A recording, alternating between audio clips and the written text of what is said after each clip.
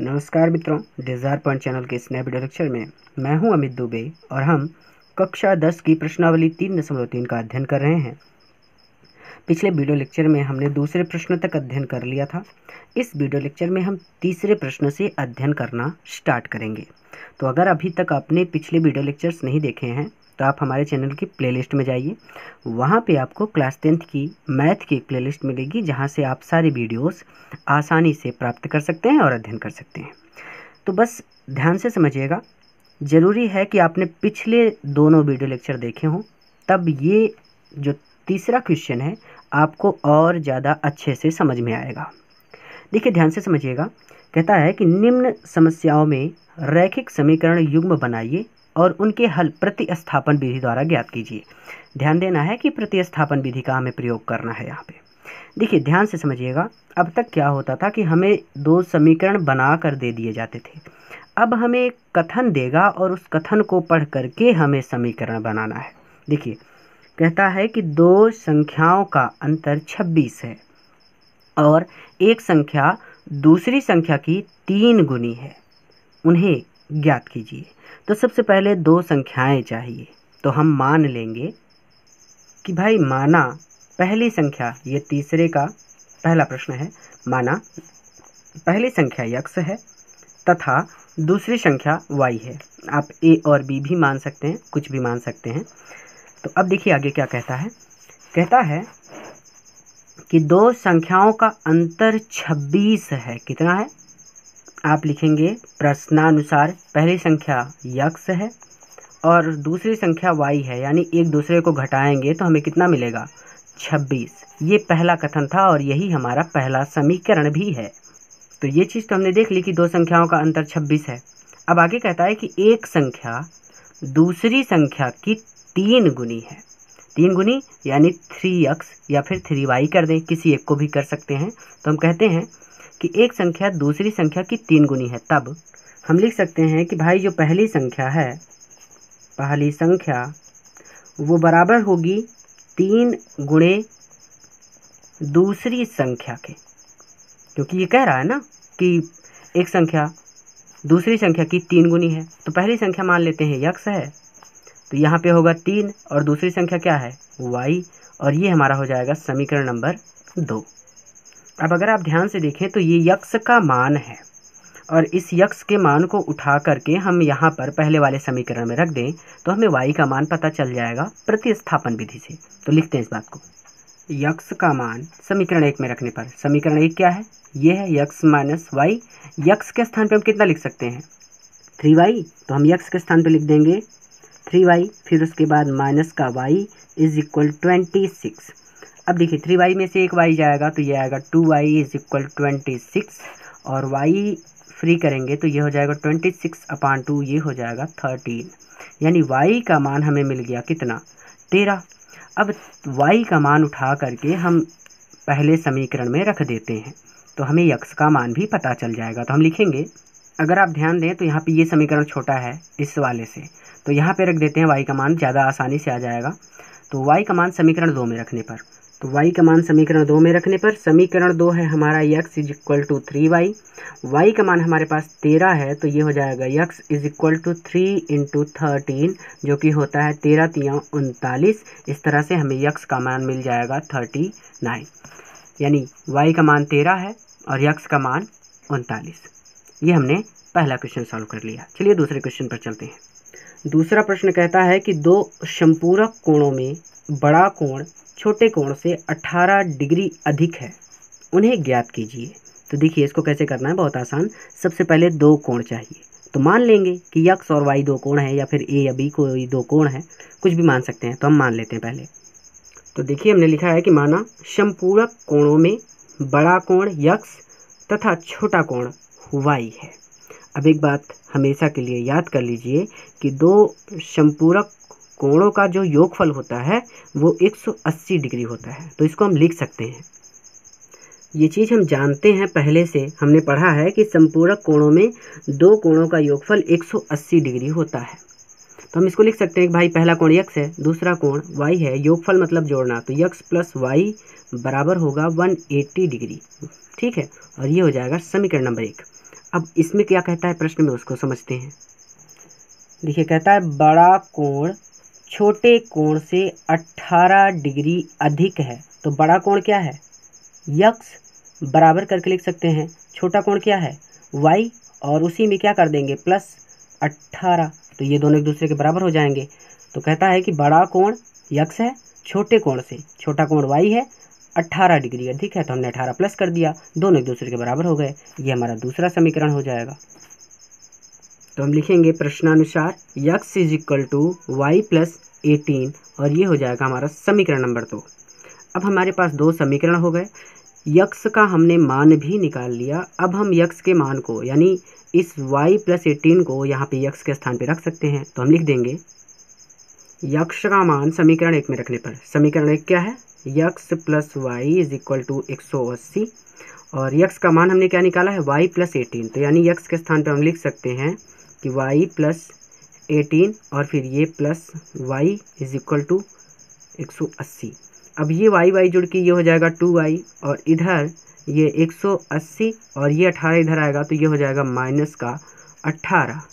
18 घटेगा 180 में से, तो 8 यानी 10 में से 2 बच गया, और 1 गया 7 में से, तो ये बच गया 6, और इधर बच गया 1 यानी 162, और ये है 2y।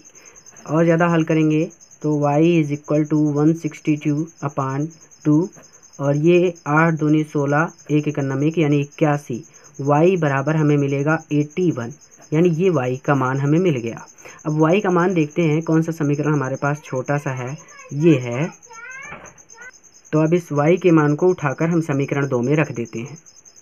तो y का मान समीकरण 2 में रखने पर समीकरण 2 है हमारा x बराबर वाई प्लस 18, ये है हमारा समीकरण 2।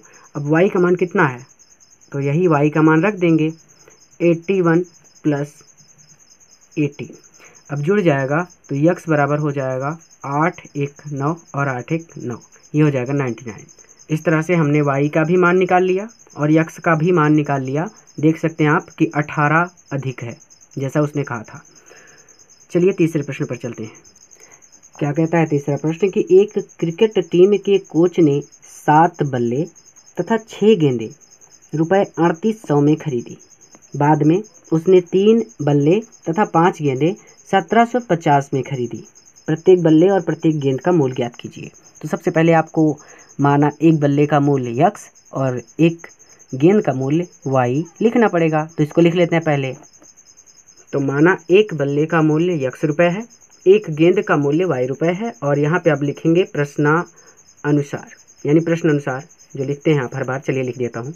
प्रश्नानुसार लिखने के बाद अब देखेंगे कि प्रश्न क्या कह रहा है। देखिए ध्यान से समझिएगा।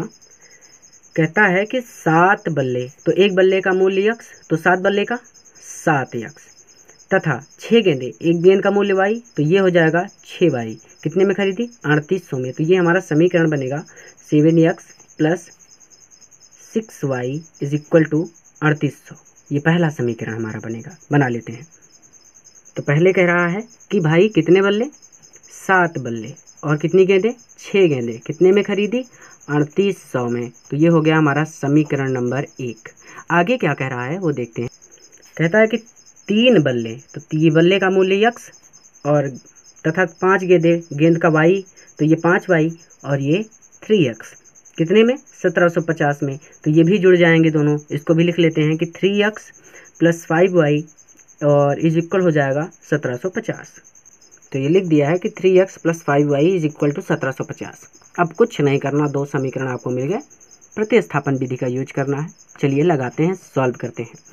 तो समीकरण 1 ले लेते हैं। सबसे पहले किसी एक का नाम मान निकाल लेते हैं। तो समीकरण 1 से क्या है देखिए, ये है समीकरण 1 7x plus 6y is equal to 3800। एक को भेजते हैं, चाहे y को भेज दीजिए चाहे x को। तो चलिए y को ही भेज देते हैं। तो ये हो जाएगा 7x, ये हो जाएगा 3800, और y इधर आएगा तो ये हो जाएगा माइनस का 6y। x को फ्री करेंगे तो x इज इक्वल टू हो जाएगा 3800 इधर और माइनस का 6y और अपान करके 7। तो हमें x का मान मिल गया, और इसको हम समीकरण 3 बना देते हैं ताकि बाद में जब हमें y का मान मिले तो हम डायरेक्ट यहाँ पे मान रख सकें। ये हमारा समीकरण नंबर 3 है। अब इस x के मान को उठाकर आप चाहें तो समीकरण 2 में या फिर समीकरण 1 में रख दें। जो छोटा हो उसी में रखिए। ये हमें 1750 छोटा दिख रहा है तो इसी में रख देते हैं। यक्स का मान समीकरण 2 में प्रतिस्थापित करने पर, थोड़ा सा फास्ट लिखा है, बस एक बात ध्यान दिया करिए कि कैलकुलेशन कम से कम करनी पड़े। तो अब हमारा समीकरण 2 क्या है? समीकरण 2 है 3x plus 5y is equal to 1750, और यक्स के स्थान पर हम लिख सकते हैं 3800 माइनस 6y अपान 7। तो हम लिखेंगे क्या? 3, और ये यक्स है तो चलिए इसको ब्रैकेट में लिखते हैं। ये हो गया कितना? 3800 माइनस 6y अपान 7 और plus 5y is equal to 1750। आसान बात है। अब सबसे पहले 3 का गुणा करते हैं अंदर, तो 3 0 0 3 0 0 8 त्रिक 24 की 4 हासिल लागे 2, 3 त्रिक का 9 9 2 11, ये हमें मिल जाएगा 11,400 और माइनस 6 त्रिक 18 y और ये पूरे का अपान 7 plus 5y is equal to 1750। अब पूरे का लासा लेते हैं। इस पूरे का लासा जो होगा वो 7 आएगा। ये पूरा, ये जो एक पूरा का पूरा एक पद है, ये 7 से भाग दिया 7 में तो 1 आया। अब 1 से इसमें गुणा होगा तो कोई मतलब नहीं, वही आना है। तो ये 11,400 माइनस 18y और फिर प्लस 7 से, क्योंकि इसका हर तो 1 है, क्योंकि इसके पास अपना कोई हर नहीं है ना, तो 1 है तो 1 से 7 में भाग देंगे तो 7 बार जाएगा, यानी 7 से 5 में गुणा होगा तो 7 × 5 = 35 y और ये हो जाएगा 1750।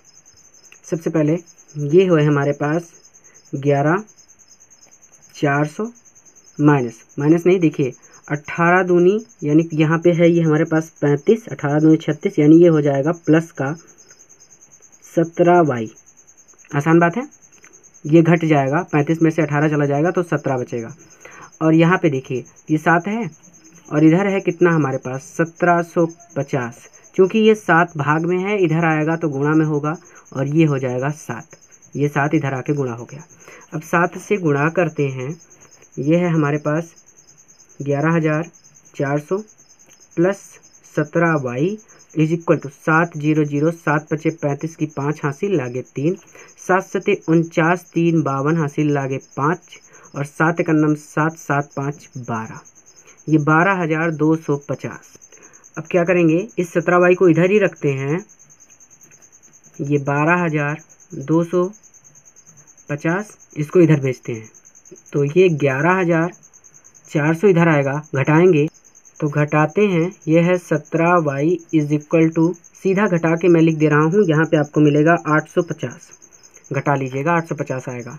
अब y को फ्री करते हैं तो ये हो जाएगा 850 अपान 17, 17 × 5 = 85, सीधी सी बात है, 0 बच जाएगा, यानी y का मान हमें मिल जाएगा 50। अब इस y के मान को उठा के समीकरण 3 में रख देते हैं। ये हमने समीकरण 3 बनाया था, मैंने कहा था ना कि समीकरण 3, यहाँ पे x का मान निकालिए, वहीं पे मान रख दीजिए, आसानी से निकल जाएगा। तो समीकरण 3 में y का मान रखने पर, तो सब y का मान समीकरण 3 में रखने पर, समीकरण 3 हमारा यही था 3800 माइनस 6y बटे 7। अब देखिए ये हो जाएगा x इज इक्वल टू, ये हो जाएगा 3800 माइनस 6 गुणते y के स्थान पे कितना 50 अपान 7, सीधे सीधे हल करते हैं, ये होगा x is equal to 3800 minus 6 × 5 = 30, यानी ये हो जाएगा 300 अपान 7। 3800 में से 300 चला जाएगा तो ये हो जाएगा x 0 0, 8 में से 3 गया 5 और ये 3 बच गया, ये हो जाएगा 7 × 5 = 35, ये कट जाएगा, 2 0 बच जाएंगे, तो x का मान हमें मिल जाएगा 500। तो x यानी एक गेंद का मूल्य, x हमने एक गेंद माना था ना, एक बल्ले का मूल्य 500 रुपये है और एक गेंद का मूल्य 50 रुपये है, ये y का मान। चौथे प्रश्न पर चलते हैं, ध्यान से समझिएगा। चौथा प्रश्न आपको थोड़ा सा बड़ा लगेगा लेकिन है बहुत आसान। देखिए कहता है कि एक नगर में टैक्सी के भाड़े में एक नियत भाड़े के अतिरिक्त, नियत भाड़ा क्या है, जैसे आपको तेलियरगंज से सिविल लाइन तक जाना है तो आपको केवल 5 रुपये देने हैं, ये सिर्फ मोटी मोटी बात बता रहा हूँ, ये नियत भाड़ा है। अब अगर उसके आगे आप जाएंगे तो कहता है कि अतिरिक्त चली गई दूरी पर भाड़ा सम्मिलित किया जाता है। ठीक है, देखिए क्या कंडीशन अप्लाई कर रहा है कि 10 किलोमीटर दूरी के लिए भाड़ा 105 है, तथा 15 किलोमीटर के लिए भाड़ा 155 है। नियत भाड़ा तथा प्रति किलोमीटर भाड़ा क्या है? एक व्यक्ति को 25 किलोमीटर यात्रा करने के लिए कितना भाड़ा देना होगा? तो सबसे पहले भाई हमें मानना होगा कि टैक्सी का नियत भाड़ा कुछ है और 1 किलोमीटर का भाड़ा भी कुछ है, यानी पहले दो राशियां हमें माननी होंगी। जब आपको कन्फ्यूजन हो ना मानने में, तो देखिए जो पूछ रहा है वही मानना है। तो कह रहा है कि नियत भाड़ा ज्ञात करना है तथा प्रति किलोमीटर भाड़ा, यही दो चीज़ें पूछ रहा है, यानी हमें नियत भाड़ा भी मानना पड़ेगा और प्रति किलोमीटर भाड़ा भी मानना पड़ेगा। तो एक को x और एक को y मान लेते हैं। तो मान लेते हैं, चलिए। तो हमने मान लिया कि माना टैक्सी का नियत भाड़ा x रुपये है और 1 किलोमीटर यानी प्रति किलोमीटर का भाड़ा y रुपये है। उसने कहा ना प्रति मतलब होता है 1, जैसे जैसे बढ़ता जाएगा 1 किलोमीटर जाएंगे, 2 किलोमीटर जाएगा, प्रति मतलब 1, ठीक। तो 1 किलोमीटर का भाड़ा y रुपये। अब आगे क्या कहता है उसको कहने से पहले हम लिख लेते हैं प्रश्नानुसार, क्योंकि प्रश्न के अनुसार ही अब सारे काम करने हैं। तो प्रश्न का मतलब होता है प्रश्न के अनुसार, जो प्रश्न कह रहा है वही करने जा रहे हैं। ध्यान से समझिए, कहता है कि 10 किलोमीटर दूरी के लिए भाड़ा 105 है। यहाँ पे एक बात है कि नियत भाड़ा तो है, अब अगर उसके आगे आप जाते हैं तो कहता है कि 10 किलोमीटर आगे जाते हैं तो भाड़ा 105 है। मतलब कि भाई आप तिलियरगंज से सिविल लाइन तक पहुँच चुके हैं, यानी यहाँ का जो भाड़ा है वो तो फिक्स है। अब अगर आप उसके आगे जाते हैं तो आपको 105 रुपये देना पड़ेगा। तो कितने का? 10 किलोमीटर का, ठीक है। तो 10 किलोमीटर ये प्रति किलोमीटर में आएगा, ये वाई में आएगा और यक्स फिक्स है, यानी नियत भाड़ा, और उसी में हमें प्लस करके लिख देना है कितने किलोमीटर जा रहा है। 10 किलोमीटर जाने में कुल भाड़ा तो कितना हमें मिलेगा? 105 रुपये। तो इस तरह से नियत भाड़ा हमारा कितना है? यक्स प्लस 10, ये देखिए 1 किलोमीटर यानी प्रति किलोमीटर का भाड़ा वाई है। तो कितना है? 10 किलोमीटर जा रहा है, तो ये हो जाएगा 10 वाई। ठीक वैसे ही जैसे एक बल्ले का मूल्य यक्स था तो 5 बल्लों का मूल्य 5 यक्स हो जाता था, उसी तरह से 1 किलोमीटर जाने का भाड़ा वाई है, तो 10 किलोमीटर जाने में कुल भाड़ा 10 वाई हो जाएगा। और ये जुड़ करके हमें कितना मिलेगा? 105 रुपये। और ये हो जाएगा हमारा समीकरण नंबर 1। दूसरी कंडीशन इसने ये कही कि भाई अगर आपको 110 किलोमीटर ना जाके 15 किलोमीटर जाना हो तो भाई जो मेरा नियत भाड़ा है उतना तो मैं लूँगा ही। भाई मैंने आपको तिलियरगंज से सिविल लाइन तक छोड़ा है तो जितना मेरा बनता है उतना लूँगा। अगर आप उसके आगे जाते हैं 15 किलोमीटर तो पहले बात तो मेरा नियत भाड़ा और प्लस उसमें कर दीजिए 15 किलोमीटर का, और तो वो हो जाएगा 155। तो दूसरा समीकरण भी बड़ा आसानी से बन जाएगा। इसे बार बार इसलिए लिख रहा हूँ ताकि आसान हो। तो नियत भाड़ा यानी जो मेरा भाड़ा है वो तो मुझे मिलना ही है, प्लस आप कितना जा रहे हैं? प्लस आप जा रहे हैं 15 किलोमीटर और जाने में कुल भाड़ा कितना आप देंगे पूरा जोड़ मोड़ के? मुझे भाई देना है आपको मुझे 155 रुपये, ठीक है। जैसे मैं टैक्सी ड्राइवर हूँ तो मैं आपसे 155 लूँगा। तो नियत भाड़ा कितना है मेरा? यक्स, और उसी में प्लस करके प्रति किलोमीटर तो कितना जा रहे हैं? 15 किलोमीटर, तो ये 15 वाई और ये हो जाएगा 155। अगर नहीं समझ में आया तो एक बार फिर से रिकैप कर लीजिएगा, समझ में आ जाएगा, ठीक है। मोटी मोटी बात आसान शब्दों में मैं इतना कह रहा हूँ कि जैसे भाई मेरा तेलियरगंज से सिविल लाइन तक का भाड़ा 5 रुपया फिक्स है। अब उसके आगे आप जाएंगे तो आपको अलग से भाड़ा देना पड़ेगा। तो ये 5 तो मैं छोड़ नहीं दूंगा ना, ये 5 भी मेरे साथ रहेगा। तो भाई उसी 5 में जितना मैं और आगे मेहनत करूँगा वो जुड़ता चला जाएगा। 2 रुपये की मेहनत करूँगा तो 5 2 7 हो जाएगा, 8 रुपये की मेहनत करूँगा तो 8 5 13 हो जाएगा। तो ये जुड़ जाएगा। तो वही मैंने जोड़ के समझाया है, मोटी मोटी बात। अब हमें 2 समीकरण मिल गए हैं, आराम से हल कर लेते हैं। तो सबसे पहले या तो यक्स का या तो वाई का मान निकालिए। तो चलिए समीकरण 1 ले लेते हैं। समीकरण 1 से समीकरण 1 है हमारा x plus 10y is equal to 105। 10y को उधर भेज दीजिए तो ये यक्स इज इक्वल टू हो जाएगा 105 माइनस 10y, और इसे बना दीजिए समीकरण 3 ताकि बाद में हमें यक्स का मान यानी y का मान यहाँ पे रखने में आसानी हो। अब ये हमें यक्स का मान मिल चुका है और इस यक्स के मान को यानी 105 माइनस 10y को हम किसी भी समीकरण में रख सकते हैं। तो चाहे पहले में रख दीजिए चाहे दूसरे में रख दीजिए। चलिए मैं दूसरे में रख दे रहा हूँ। तो भाई यक्स का मान समीकरण 2 में प्रतिस्थापित करने पर, क्योंकि हम प्रतिस्थापन विधि से पढ़ रहे हैं, तो समीकरण 2 क्या है हमारा, x plus 15y is equal to 155। X के स्थान पे हम क्या लिख सकते हैं, 105 माइनस 10y, और उसके बाद क्या है यहाँ पे प्लस 15y बराबर कितना, 155। अब देखिए 105 को उधर भेजते हैं, ये 10y में से 15y घट जाएगा तो ये हमें मिलेगा 5y, क्योंकि ये माइनस में था ये प्लस में था, और ये 155 और ये 105 इधर आएगा तो प्लस में है तो माइनस, ये हो जाएगा 105। 5 में से 5 गए 0, 5 में से 0 यानी ये हो गया 50 और हमें मिल गया 5y। y बराबर फ्री करेंगे तो ये है 5, 50 बटे ये 5 भाग में आएगा, 5 कट जाएगा तो 5 धाम 50 यानी y का मान हमें मिल जाएगा 10। और इस y के मान को हम उठा करके समीकरण 3 में रख देते हैं। तो लिखते हैं कि y का मान समीकरण 3 में प्रतिस्थापित करने पर, तो y का मान समीकरण 3 में रखने पर, तो समीकरण 3 हमारा यही था। y का मान हमने निकाला कितना है, y का मान हमने निकाला है y इज इक्वल टू 10, तो x इज इक्वल 105 माइनस 10 गुणे 10, तो 10 दहमा 100, 105 माइनस 100, 105 में से 100 जाएगा, x इज इक्वल टू 5 आएगा। तो भाई उसका नियत भाड़ा 5 है, ठीक है, और प्रति किलोमीटर भाड़ा कितना है, 10। आगे क्या कहता है उसको भी समझते हैं। एक प्रश्न और पूछ रहा था कि एक व्यक्ति को 25 किलोमीटर, देखिए 10 किलोमीटर बताया, 15 किलोमीटर बताया, लेकिन अब कह रहा है कि एक व्यक्ति को 25 किलोमीटर यात्रा करने के लिए कितना भाड़ा देना होगा। तो अब सीधी बात है कि भाई मेरी एक निश्चित दूरी का भाड़ा तो तय है, वो x रुपये है। अब 25 किलोमीटर और गाड़ी चलाऊँगा तो इसका मतलब प्रति किलोमीटर वाले में 25 का गुणा हो जाएगा, ये हो जाएगा 25y, यही तो होगा। बराबर करके पूछ रहा है कि कितना रखना है, कितना आएगा, तो इसको हल करते हैं।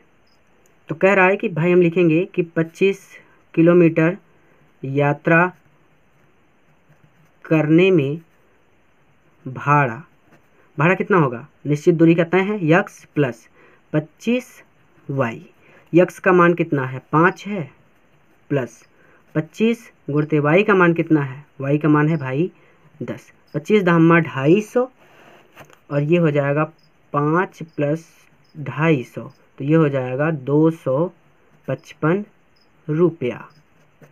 इस तरह से हमने ये भी निकाल लिया।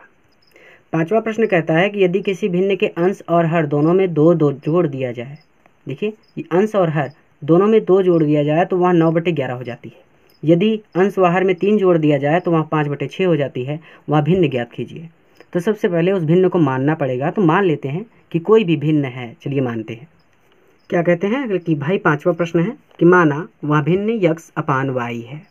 यक्स और वाई को लेना है, कोई भी ले सकते हैं आप, ए बी भी ले सकते हैं, कुछ भी ले सकते हैं। अब क्या कहता है, हम उसको कहने से पहले हम लिख लेते हैं कि प्रश्नानुसार, क्योंकि अब जो काम करेंगे हम प्रश्न के अनुसार करेंगे, जो प्रश्न कहेगा वही करेंगे और कुछ नहीं करेंगे। कह रहा है कि यदि किसी भिन्न के अंश और हर में 2 जोड़ दिया जाए, तो हमारी भिन्न है यक्स अपान वाई और उसमें प्लस करके 2 कर दें, प्लस 2 कर दें, तो वो क्या हो जाती है 9/11, ये 9/11 इस तरह से। तो इसको लिखते हैं कि भाई यक्स अपान वाई प्लस 2 ये बन जाएगी 9/11 और ये हो जाएगा समीकरण नंबर 1। दूसरी कंडीशन पे चलने से पहले इसको हल कर लेते हैं। यहाँ पे तिर्यक गुणा होगा, यानी तिरछा गुणा। ये 11 को गुणा हो जाएगा यक्स प्लस 2 में और ये 9 का गुणा हो जाएगा वाई प्लस 2 में। तो गुणा करते हैं तो ये 11 इधर आएगा 11 और ये होगा यक्स प्लस 2, एक लाइन बढ़ा के लिख रहा हूँ आपके लिए, ये होगा 9 और ये होगा वाई प्लस 2। देखिए 11 का यक्स में गुणा करेंगे तो ये हो जाएगा 11 यक्स और ये हो जाएगा प्लस 11 दूनी 22 इज इक्वल टू ये हो जाएगा 9y और ये हो जाएगा 9 दूनी 18। सबको एक तरफ ले आइए, ये हो जाएगा 11x और ये हो जाएगा इधर आएगा तो माइनस का 9y और 18 ये है 22 प्लस में है, 22 में से 18 घट जाएगा। जब 18 घटेगा तो हमें मिलेगा यहाँ पे प्लस का 4 और ये हमें मिलेगा इधर 0 और ये हो जाएगा हमारा समीकरण नंबर 1। आसान बात थी। आगे कहता है कि यदि अंश बाहर में 3 जोड़ दिया जाए, यानी यही x+2 y+2 जो किया था यही 3 कर देना है, तो वो हो जाती है 5/6। तो अब वही लिखना है ना, तो एकदम सेम लिखना है। यहाँ 9/11 था, वो 5/6 हो जाएगा। तो भाई हमारी भिन्न है x/y, जोड़ दीजिए +3, ये भी +3, बन जाएगी कितना 5/6। तो ये गुणा कर लेते हैं, ये डायरेक्ट गुणा कर रहा हूँ। अब ये हो जाएगा 6x और ये हो जाएगा 6×3 18, और इधर ये हो जाएगा 5y और ये हो जाएगा +5×3 15। सबको एक तरफ ले आइए, ये हो जाएगा 6x और ये हो जाएगा माइनस का 5y, 18 में से 15 जाएगा, आएगा प्लस का 3, ये हो जाएगा इक्वल 0। ये हो जाएगा समीकरण नंबर 2। अब कुछ नहीं करना, अब किसी एक समीकरण को उठा के लिखिए, अलग से दोनों समीकरणों को पहले लिख लेते हैं। तो भाई पहला समीकरण ये है हमारा, दूसरा ये है। कोई भी एक समीकरण लीजिए, x या तो y का मान निकालिए। तो पहला ही समीकरण ले लेते हैं। समीकरण 1 से क्या देखते हैं कि ये है 11x माइनस 9y, 4 को उधर भेज दिया तो ये हो गया माइनस का 4, इस 9y को भी उधर भेजा तो ये हो गया 11x is equal to minus का 4 प्लस का 9y। अब देखिए जो प्लस में है उसको पहले लिख लेते हैं और जो माइनस में है उसको बाद में लिखते हैं, और एक काम x को भी फ्री कर लेते हैं। तो प्लस वाले को पहले, ये हो गया 9y, और ये माइनस में है तो माइनस वाले को बाद में अपान, और अपान में यहाँ पे 11 है तो ये 11 आ जाएगा। हमने x का मान निकाल लिया, इसको बना देते हैं समीकरण नंबर 3, ताकि बाद में हम आसानी से अपना मान इसमें रख सकें। अब x का मान उठा के चाहे तो समीकरण 1 में या फिर 2 में रख दें। तो चलिए हम समीकरण 2 में x का मान रख देते हैं। तो समीकरण 2 में x का मान प्रतिस्थापित करने पर या फिर रखने पर, तो ये है 6, x का मान हमने निकाला है 9y माइनस 4 अपान 11, और ये हमारे पास क्या है माइनस का 5y, इस 3 को उधर भेजते हैं तो ये हो जाएगा माइनस का 3। अब देखिए इससे गुणा होगा तो 9 छक 54 होता है, तो ये हो जाएगा 54y माइनस 6 चौका 24 होता है, माइनस का 5y इज इक्वल टू -3, और इसका पूरे का पूरे लासा है, सॉरी हर है 11, लासा लेंगे तो 11 आएगा। 11 एक अन्नम 11 एक बार जाएगा तो ये पूरा का पूरा ऐसे सेम लिखा जाएगा 54y माइनस 24, उसके बाद माइनस 11 से, चूँकि इसका हर एक है, एक से भाग दिया 11 में तो 11 बार गया। अब 11 से गुणा होगा 5 में तो 11 × 5 = 55 होता है, और ये होगा y और ये होगा माइनस का 3। ध्यान से समझिए, ये 54y है, ये 55y है, ठीक है। जैसे एक में से 2 घटाएंगे तो हमें मिलेगा माइनस का 1। क्यों मिलता है? क्योंकि माइनस वाला ज़्यादा है। यहाँ पे देखिए 55 ज़्यादा होता है कि 54 ज़्यादा होता है? 55 ज़्यादा होता है, यानी ये माइनस वाला ज़्यादा है, ये प्लस वाला कम है, तो यहाँ पे हमें मिलेगा -y। इस 24 को हम उधर भेजते हैं, भेजने से पहले चलिए भेज ही देते हैं, सिंपल कर देते हैं। यहाँ पे अपान में हमारे पास 11 है, इज इक्वल ये है माइनस का 3, और ये 24 इधर आएगा तो ये हो जाएगा प्लस का 24, क्योंकि इधर माइनस में था। इसे थोड़ा सा और आसान करते हैं ताकि आपके लिए कन्फ्यूजन ना हो। इसको एक लाइन यहाँ पे मत लिखिए, इसको ऐसे लिखिए। ये देखिए ये माइनस का 24 है, यहाँ पे हमें माइनस का 24 और हमें माइनस का y मिलेगा। अपान में 11 है हमारे पास, और इधर है हमारा माइनस का 3, तो ये जो 11 है इसका 3 में गुणा हो जाएगा, क्योंकि यहाँ पे भाग है और इधर आएगा तो गुणा होगा।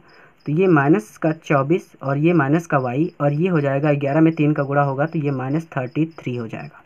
अब इस 24 को उधर भेजते हैं तो ये है माइनस का y और ये है -33, और ये माइनस वाला अब प्लस हो जाएगा, ये हो जाएगा 24। आसान बात है, कैसे हो गया। अब 24 यानी 6 और 3 यानी 6 3 9, ये -y और इधर आएगा माइनस का 9, ये माइनस से माइनस कट गया, हमें y का मान मिल गया 9। अब y का मान उठा करके हम समीकरण नंबर 3 में रख देंगे। तो y का मान समीकरण 3 में रखने पर समीकरण हमारा 3 है 9y माइनस 4 अपान 11, ये हो जाएगा x is equal to 9y। y का मान कितना 9 माइनस 4 अपान 11, यही चीज़ यहाँ पे लिखते हैं सामने, ये होगा x is equal to 9 9 81 minus 4/11। 81 में से 4 जाएगा तो x बराबर आएगा 77/11, और 11 7 77 होता है, यानी x का मान जो हमें मिलेगा वो मिलेगा 7। अब जो समीकरण पूछ रहा है उस समीकरण हम माने थे यक्स अपान वाई करके, इसी पर तो पूरा लगाया है।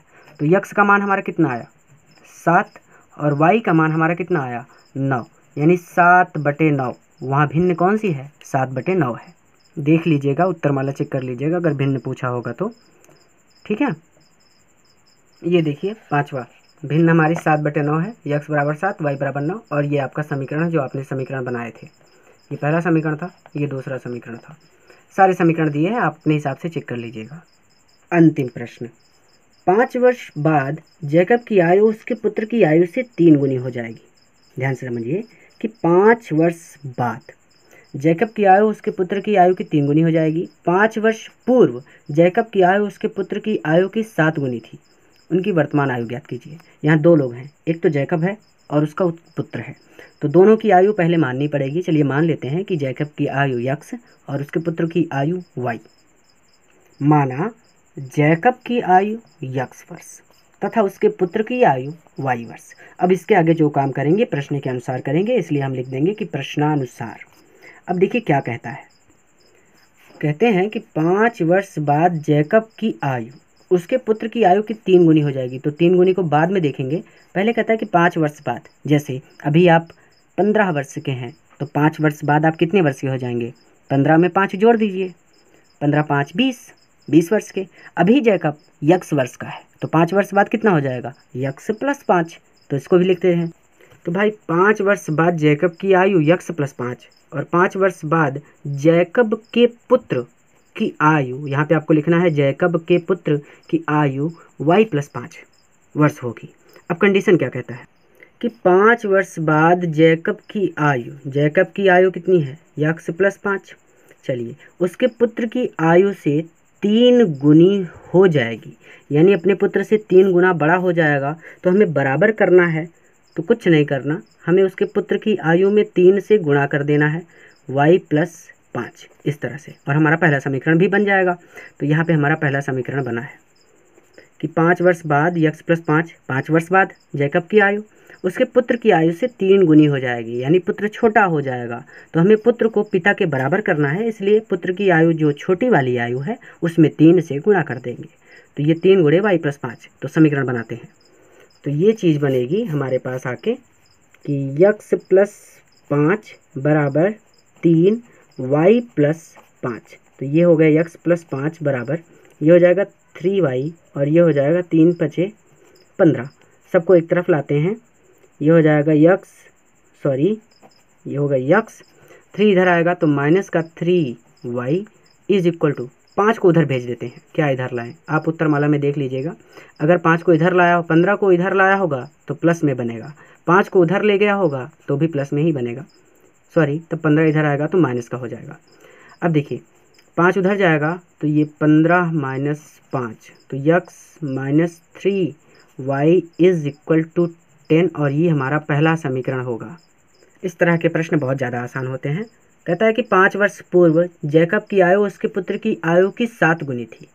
तो अगर अभी आप 15 वर्ष के हैं तो 5 साल पहले आप कितने वर्ष के थे, तो 15 में से 5 घटा दीजिए, 15 में से 5 गया 10 वर्ष के। तो अभी जैकब 10 वर्ष का है, यानी यक्स वर्ष का है।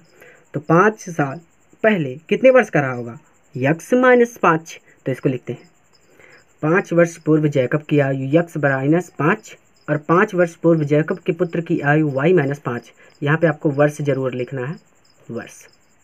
देखिए समीकरण कैसे बनेगा, कहता है कि 5 वर्ष पूर्व जैकब की आयु उसके पुत्र की आयु की 7 गुनी थी। यहाँ पे 3 गुनी हो जाएगी, तो 3 से गुणा किया था, अब 7 गुनी हो जाएगी, यानी 5 वर्ष पूर्व, तो यानी यक्स माइनस 5 बराबर, यहाँ पे भी y माइनस 5 तो होगा, लेकिन कितनी गुनी है पुत्र की आयु की 7 गुनी, तो यहाँ पे 7 से गुणा कर देना है। इस तरह से हमारा दूसरा समीकरण बनेगा। ठीक है, आसान बात है कि 5 वर्ष पूर्व, तो यक्स माइनस 5 घटा दिया, जैकब की आयु उसके पुत्र की आयु की 7 गुनी थी, तो 7 से गुणा कर दिया। तो इसको, इस समीकरण को लिखते हैं। तो यक्स माइनस 5 बराबर 7 से गुणा होगा तो ये हो जाएगा 7y और माइनस 7 × 5 = 35। अब 7 को इधर लाएंगे तो ये यक्स माइनस 7y ये -35 है, ये 5 इधर आएगा तो प्लस का 35, यानी ये -35 और ये प्लस का 5, तो 35 में से 5 गया तो x minus 7y is equal to -30 आपको मिलेगा। ये आपका दूसरा समीकरण है। तो हमने 2 समीकरण बना लिए, पहला तो ये और दूसरा ये। दोनों समीकरण को अलग अलग लिख लेते हैं ताकि हमें हल करने में आसानी हो। तो पहला समीकरण है x minus 3y is equal to 10, ये हमारा पहला है, और x minus 7y is equal to minus का 30, ये हमारा दूसरा समीकरण है। अब कोई भी एक समीकरण लीजिए, कोई भी एक समीकरण लीजिए, तो समीकरण एक ही ले लेते हैं। तो समीकरण एक से हमारा उद्देश्य है, क्या उद्देश्य है कि x का मान निकालना है। ये हो गया 10। अब ये देखिए बड़ा आसानी से निकल गया, ये तो 10 था और ये 3y इधर आएगा तो ये हो जाएगा माइनस था तो ये प्लस का 3y, और ये हम बना देंगे यहाँ पे समीकरण नंबर 3, क्योंकि ये x का हमने मान भी निकाला है। इस तरह से ध्यान से समझिएगा, x का मान अब हम कहीं पर भी या तो पहले समीकरण में या फिर ये पहले समीकरण में या दूसरे समीकरण में रख सकते हैं। तो चलिए दूसरे समीकरण में रख देते हैं। वैसे अगर आप पहले समीकरण में रखें तो जल्दी से हल हो जाएगा, लेकिन दूसरा समीकरण यूज कर लेते हैं। तो समीकरण x का मान समीकरण 2 में प्रतिस्थापित करने पर, तो ध्यान से समझिए भाई, x का मान समीकरण 2 में प्रतिस्थापित करने पर, समीकरण 2 है हमारा x minus 7y is equal to -30, तो x के स्थान पे क्या लिख सकते हैं 10 + 3y, तो हम x के स्थान पे लिखेंगे 10 + 3y और ये -7y वैसे ही रहेगा इज इक्वल टू -30।